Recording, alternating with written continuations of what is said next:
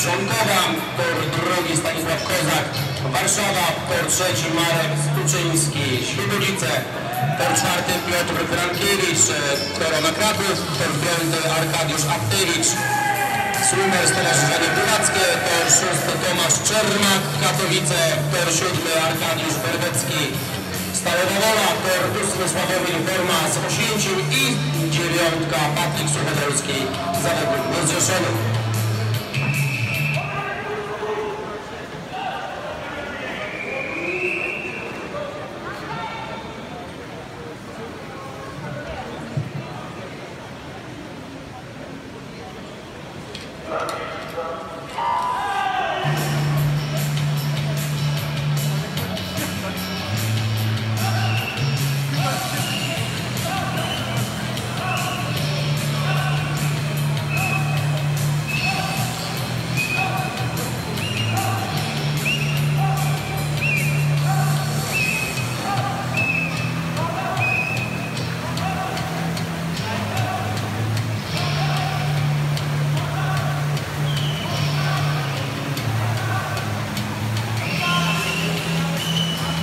Drodzy Państwo, przypominamy, za chwilę rozpoczynamy kolejną konkurencję, typowo sprinterską, 50 metrów motylkowe, a zatem po zakończeniu serii finałowej, którą aktualnie oglądamy, nastąpi kilkuminutowa przerwa.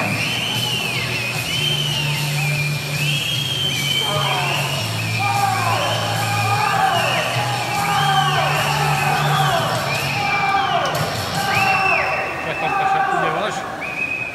Ile? 33. Pięknie.